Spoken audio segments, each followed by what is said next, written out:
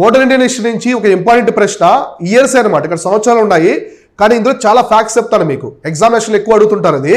So ఇక్కడ ఏమడిగారంటే Hindustan socialist republican association was formed in, మనం భగత్ సింగ్, రాజ్గురు, సుఖ్దేవ్, చంద్రశేఖర్ ఆజాద్ గురించి చెప్పుకుంటాం కదా, వాళ్ళందరూ కూడా ఈ సంస్థకు సంబంధించిన వాళ్ళు అనమాట.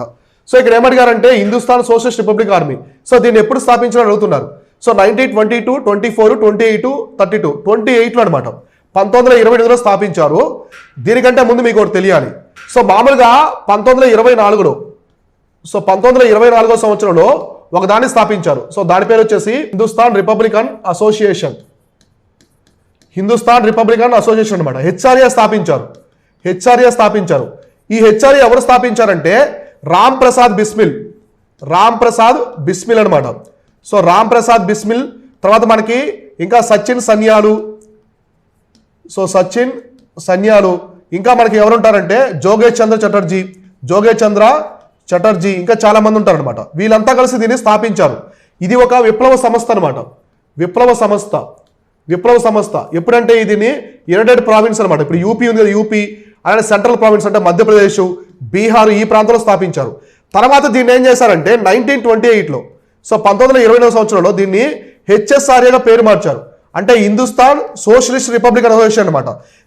దీంట్లో ప్రధానంగా ఎవరెవరు ఉన్నారంటే భగత్ సింగ్, సో గుర్తుపెట్టుకోండి, ఎగ్జామినేషన్లో అడుగుతారు, భగత్ సింగ్, చంద్రశేఖర్ ఆజాద్ అనమాట, ఇంకా మనకి రాజ్గురు, సుఖ్దేవ్, వీళ్ళందరూ ఉంటారు. సో దీంట్లో ప్రధానంగా హెచ్ఆర్ఏగా మార్చిన వ్యక్తుల్లో చంద్రశేఖర్ ఆజాద్ ప్రధానమైన వ్యక్తి అనమాట. ప్రధానమైన వ్యక్తి. సో వీళ్ళందరూ కూడా ఈ సంస్థలో ఉంటారు. ఇది విప్లవ సంస్థ అనమాట.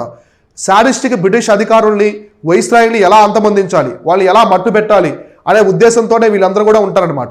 కాబట్టి భగత్ సింగ్ వీళ్ళు హెచ్ఎస్ఆర్ఏకి చెందిన వాళ్ళు. దీన్ని 1924లో, దీన్ని 1928లో పేరు మార్చారనమాట.